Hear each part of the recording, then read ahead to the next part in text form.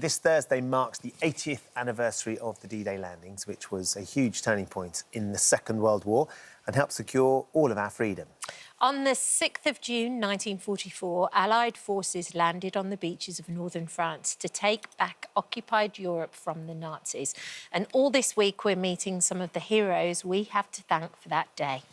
Today we're joined by two women who were vital to the success of the D-Day landings. 103-year-old Christian Lamb, who created maps which were used by landing crafts, and we have 100-year-old Pat Outram, who successfully decoded German and Japanese messages.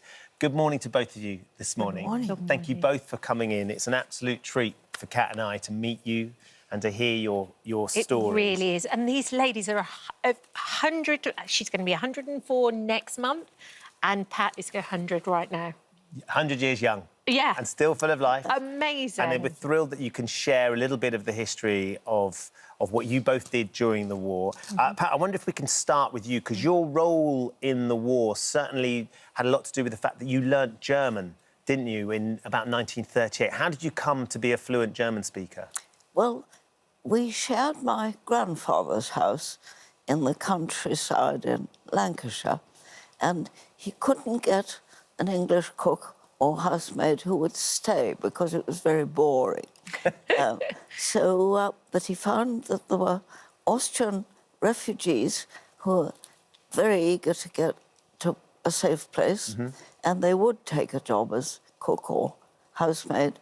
And so he had a cook from Vienna called Mrs. Cecilia Getzel, and I used to spend my evenings as a schoolgirl with Lily Getzel, and we talked sort of English as she learnt it, but also German, because that was what, naturally, she spoke when she came.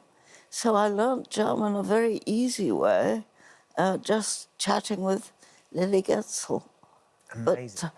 But, in fact, that was what the Wrens wanted. Yes. Because, as you know, our job was listening, searching the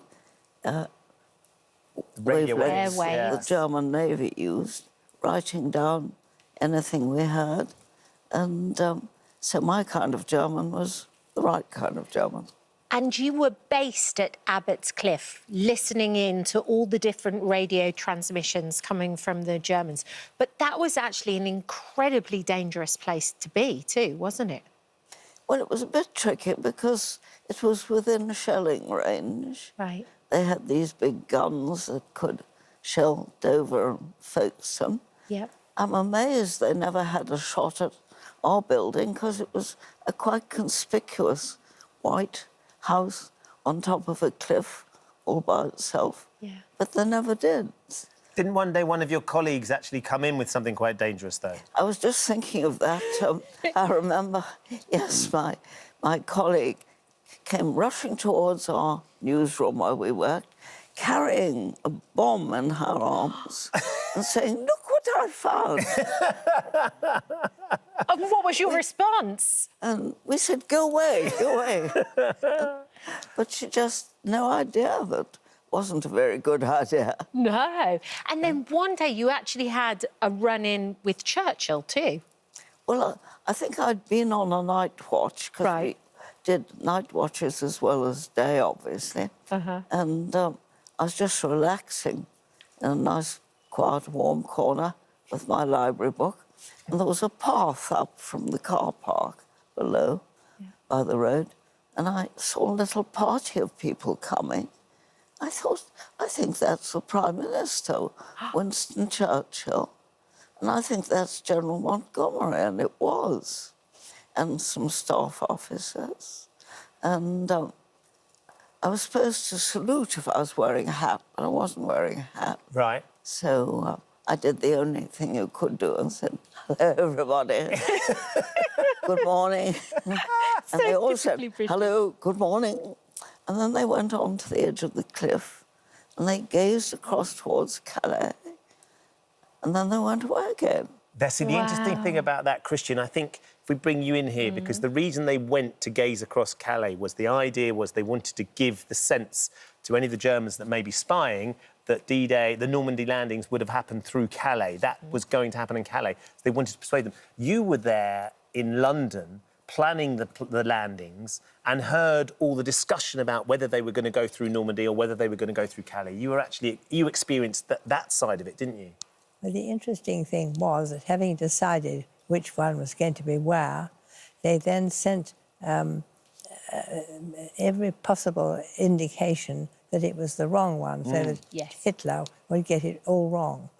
And in fact, they had a particular code word, fortitude it was called, which every single piece of information which told them where what we wanted them to know would be part of that. Yeah. The planning and the way that they were trying to give out the information to the Germans to sort of decide to persuade them it was going in one direction when really it was going in a different direction. Yeah. And what are your recollections, Christian, of what you were doing when D-Day actually came about? Well, I was really waking up in the morning and listening to the radio, and there it was, this absolute magic moment, go, and they all went. I mean, there was something like 15,000 men on the south coast of England, and an enormous number of boats that they were in, loaded up, and always everything depended on the weather. And of course, Mr. Stagg, who was the king of all weather people, he was a group captain, I think, in the RAF, not very grand, but they all had to take what he said, and by very, very good information, he was right. And so they went on this particular day, which had been argued about so much. Sure. It was a great moment. And how did you feel knowing that it was part of the plans that you'd mapped that were a massive part of the success? Well, I just hoped that they were useful and that they were all right. You never can be sure what you do yourself is good enough. So I was rather afraid it might not be, but I was hoping that it was.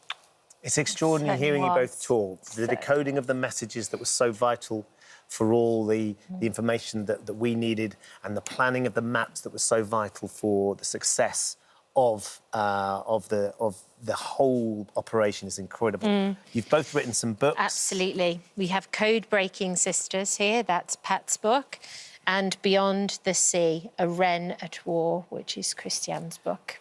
I wonder, Pat, how you'll be feeling on Thursday for the anniversary. Will it bring back a lot of emotion from the day for you?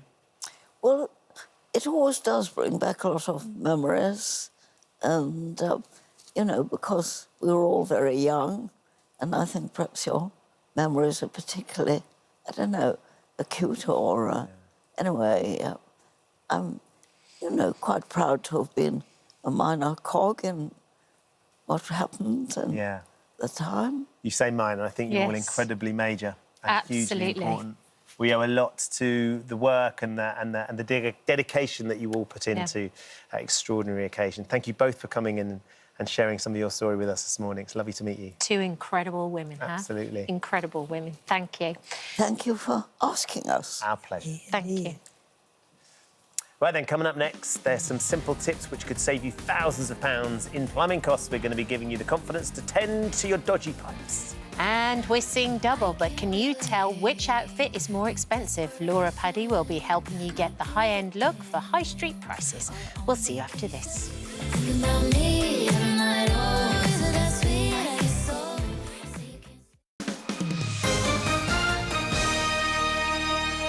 Welcome back. Now then, if I were to ask you where your stopcock is, would you know, Cat Dealey? Well, I do now. I've done my research now, haven't I? Stopcock. You know what I'm trying to say. As Lorraine Kelly said this morning, we had her at cock. And we are now talking all things plumbing, aren't we? We certainly are, because I didn't know on yesterday's show, but now we have somebody who officially can tell us all about it and avoid every plumbing disaster known to man. Because they can be exceptionally expensive as well. Hattie Hassan is here along with us. She's been a plumber for more than 30 years. Hattie, I've recently had a plumbing disaster in our house. Did you? And it was something that got fixed, but then a drip came about and it took forever to sort out. It was an absolute nightmare. And I really don't know my way around any sort of plumbing. It's one of those things that I've never really learnt about. The thing is about the plumbing is, thanks for having me on, by the way. Pleasure. The thing is about the plumbing is that it's all about having control. Right. So the best way to have control is to know where your stopcock is. I've got a stopcock here, actually. They basically look a bit like this. This is a naked tap. Right. Inside here, this is the one with clothes on. This is a naked one. OK. And basically, what I would suggest to everybody is to turn the stopcock off. Yeah. And then turn it back on at least once every 6 months.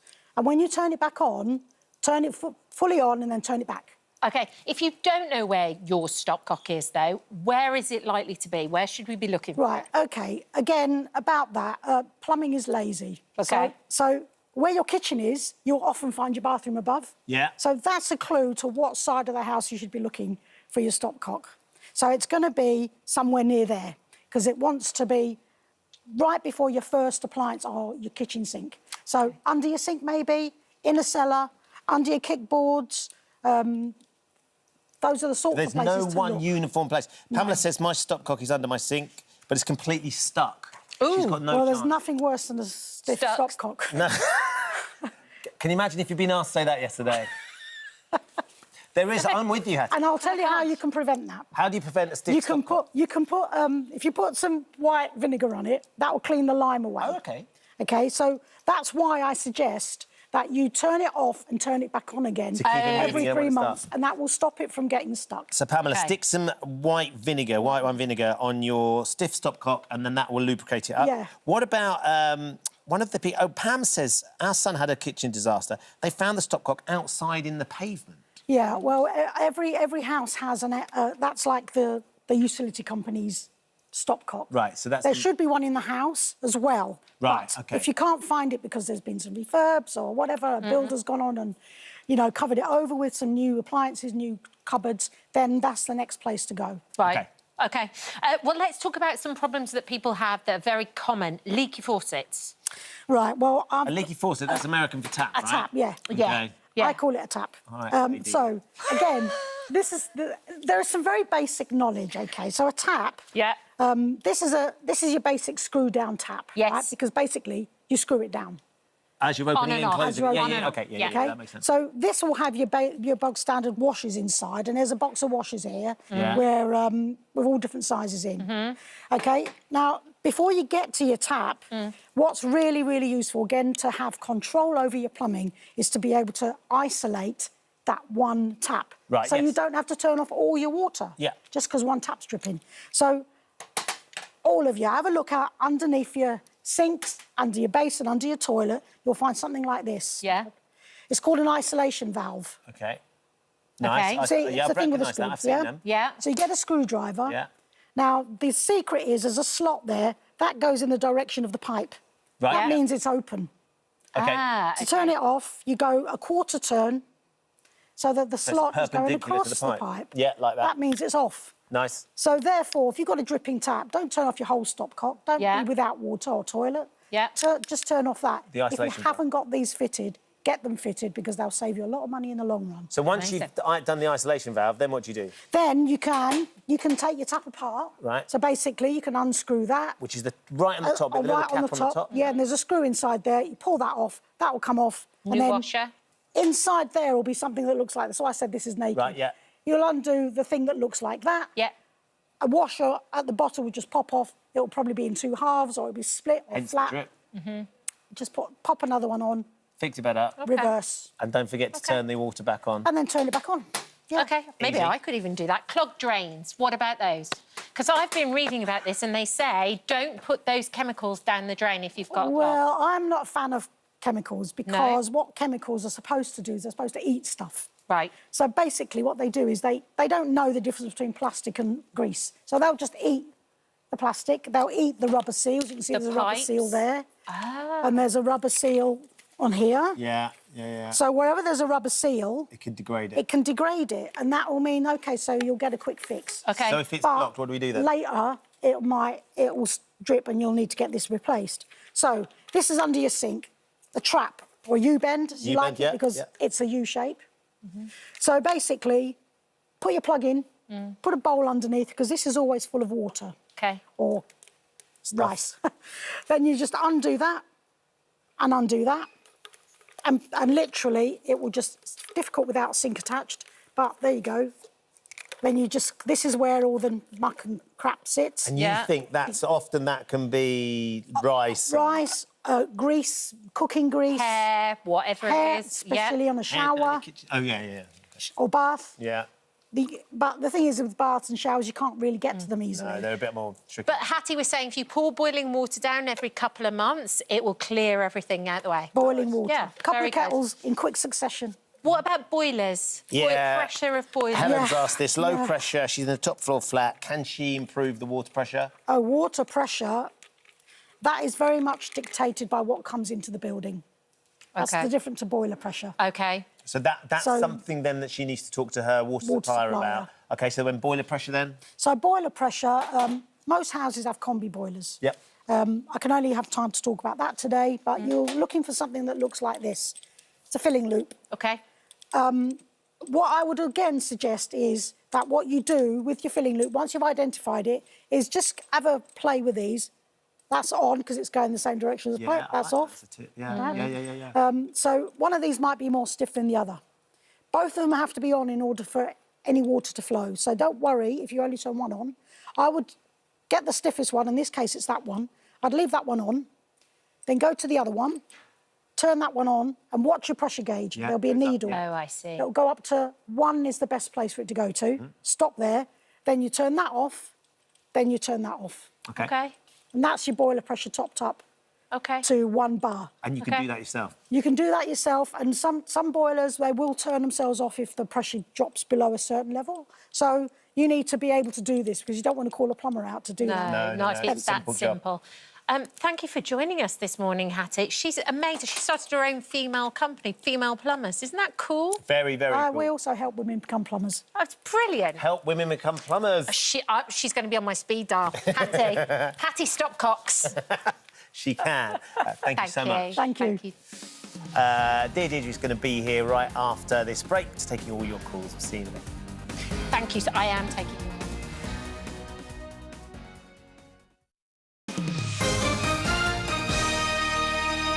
Welcome back. Coming up very shortly, she spent 8 years behind bars after helping to murder her own mother. But since her release, has been attending red carpet events and hanging out with Kim Kardashian. We're going to be hearing from former prisoner Gypsy Rose Blanchard herself in an exclusive This Morning interview. Also, Deirdre's here to take your calls next. But first, here's how you could win £95,000. Yeah, good luck. Now then, over the weekend, we heard the devastating news that former English Rugby League legend Rob Burrow had passed away at no age of 41 after battling with motor neuron disease. Losing a loved one is one of the hardest things we'll ever go through, and we've had lots of calls for Deirdre today from people struggling with grief. You know exactly what this is like. Absolutely. Let's go to our first caller. It should be Tim there. Good morning, Tim. Good morning. How are you guys? Very well, thank you for asking. What would you like to talk to Deirdre about? Hi, Deirdre. Thanks for listening. Hi, Tim. Thank you for calling. Just forgive my emotions. 3 months ago today, I lost my son, age 35, sudden cardiac arrest, sudden event. Cut a long story short, my other son heard the commotion. They tried to save him, bring him back. They couldn't do it. We had to turn the machine off 3 days later. And then you're left with this boy, Deirdre, that can't be explained. You know, I've lost a parent, but this pales in significance to the loss of my son. And it's so hard. And I'm talking to people called Cry, and they're amazing. Cardiac arrest in the young, have a look what they do. They give you peer support. The loss of a child and having to lay him to rest is unbelievable. Please forgive me, our emotions. I am so sorry, Tim. I mean, you're really brave to phone in.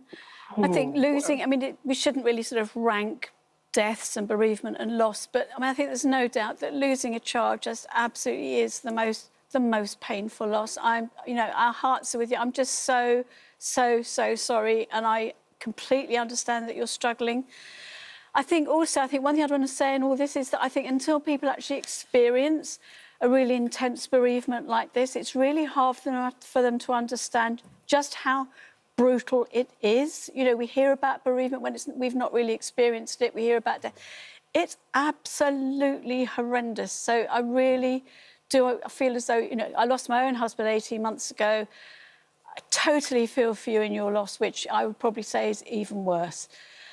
I'm really, really sorry. You say you've got some support going on. I will just mention that on our website today, we've got lots of helplines, and there is also an organisation called the Compassionate Friends who actually help bereaved parents because it is such a painful loss. Don't try to rush yourself. I mean, are you getting support from family and friends, or are they all struggling too much with it to deal with it? They're all the same as me.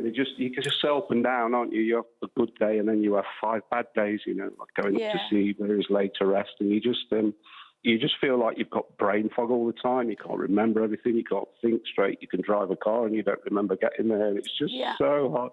You just miss them, don't you? And some people say it gets easier, but it don't. But it's the missing. It's the void of not getting a text or not going, "How you doing, Dad?"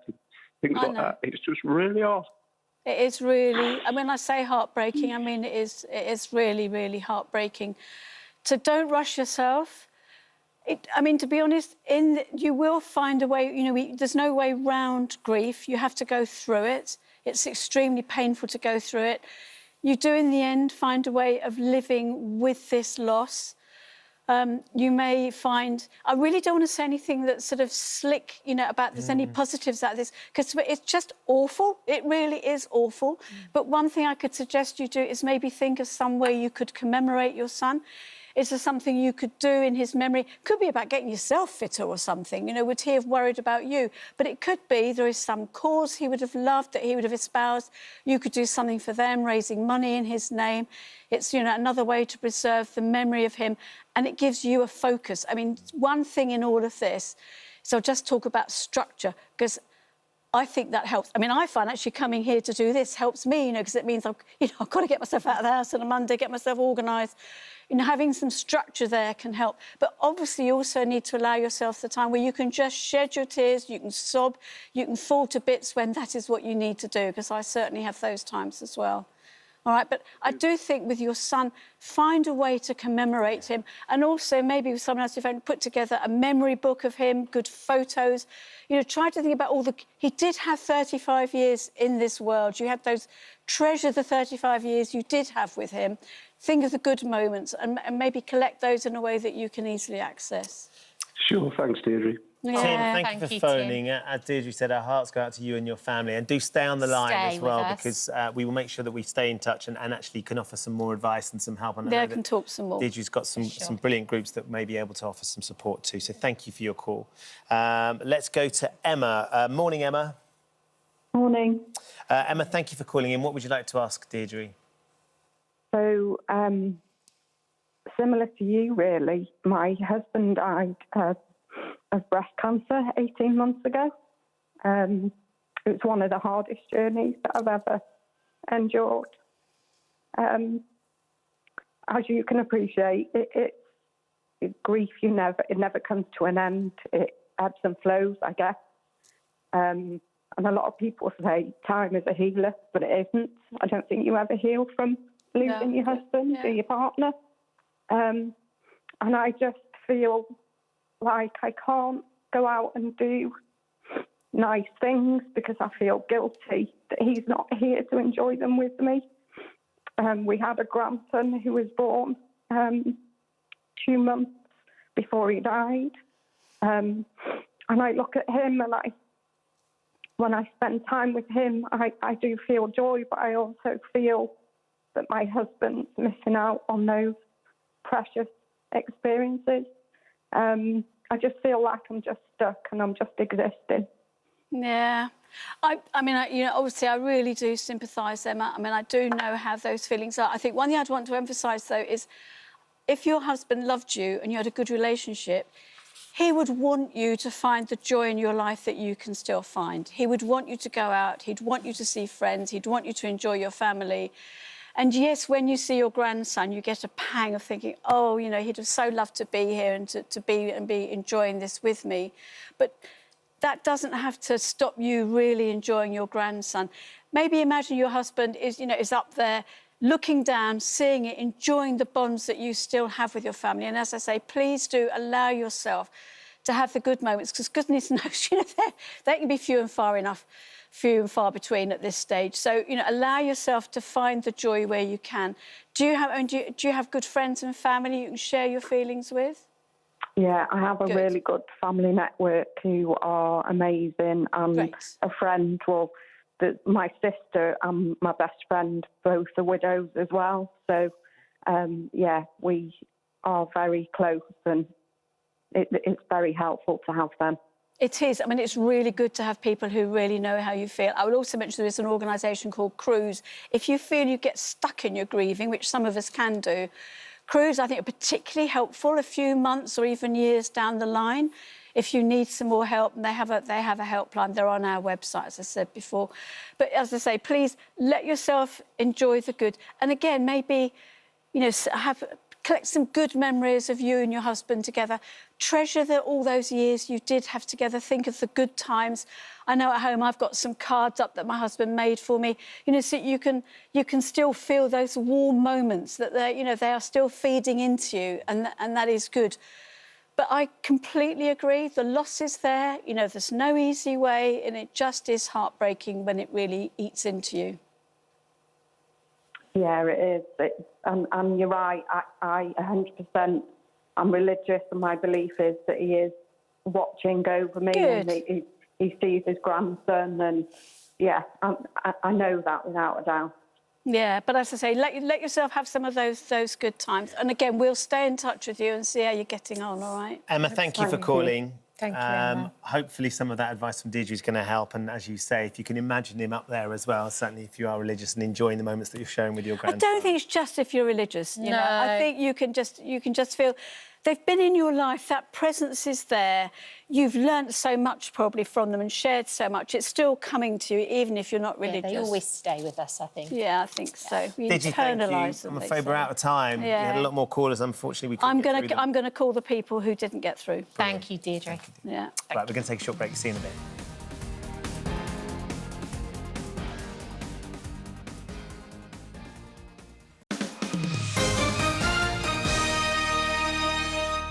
I'm dying to cut over there, but we won't. Welcome back. We've got a This Morning exclusive for you now. She's the American woman who was jailed after helping murder her own mother and later found herself subject to worldwide scrutiny when she left prison after 8 years behind bars. It's an extraordinary story. Now, 6 months since her release, Gypsy Rose Blanchard wants to share the truth about her experience. Here's what happened when she spoke to our Josie.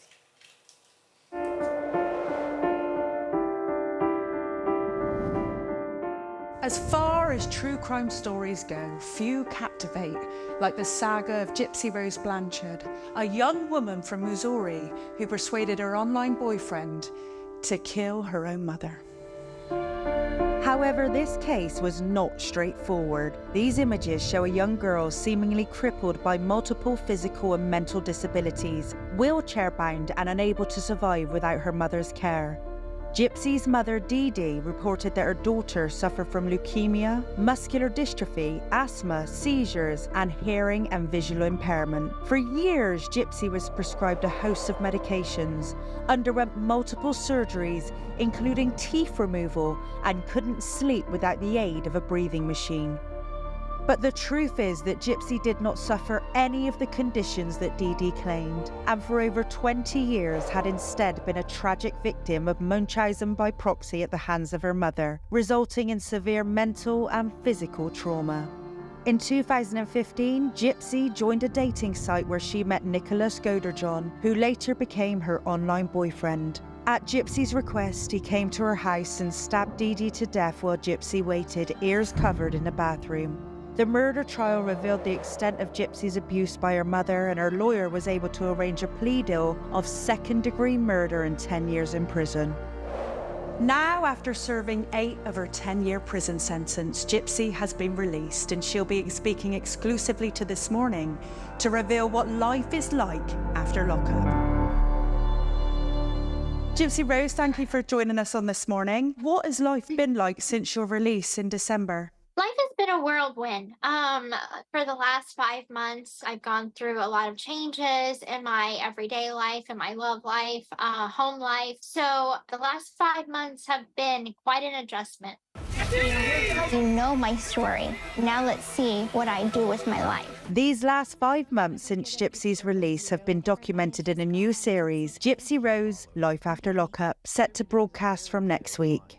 It showcases the emotions that I went through. It showcases the hardships, the joys, the little bit of everything, because people are getting to read how I've been doing online, right? But they're getting little bits and pieces of everything, and there's room for misunderstandings. With our show, people will be able to actually be a little fly on the wall and get to be as if they were in the room with me on a daily basis, and they'll be able to make their own assumptions of what all happened in these last 5 months instead of just reading here and there about it. After your release, you've found a newfound fame. You're huge on TikTok, you're going to red carpet events, you've got your own show, you're hanging out with the Kardashians. Do you think it's right that you've taken your newfound fame so enthusiastically? I wouldn't say enthusiastically. I think that this was sort of put on me before I even got out of prison. I think my story had reached a lot of people. And so I came out into society not really expecting the level of fame that was around me. And it's like, sharing my story was a very selfless thing that I feel like I'm doing, and there was never any intentions of wanting the fame aspect of it. As for the Kardashians, that was to talk about prison reform. So again, another selfless act that was not for any attention, but to highlight what prisoners go through on a daily basis. She and I are similar in the ways of labels get put on her, labels get put on me. And so to sort of see the woman behind the labels, I was actually surprised that she's so down to earth and relatable. How are you finding the fame? I try and shy away from it sometimes. On a daily, I'm kind of like, I just want to be normal. And I'm finding that, my life is not normal. And finding that little bit of normal in my everyday life is a challenge. And I treasure that. What would you say to anybody that says, you should never in a million years be getting this level of fame? You should never be hanging out with the Kardashians, and you certainly shouldn't be getting your own show. What would you say to any of those people? This was not a choice. This was something that was out of my control.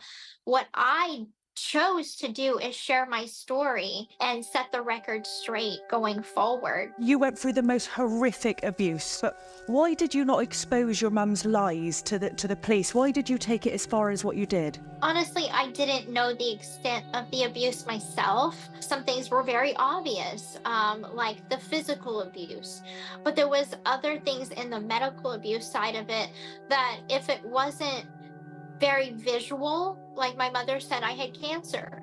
You can't see cancer. And my mother was telling people, myself and others that I was on cancer medication.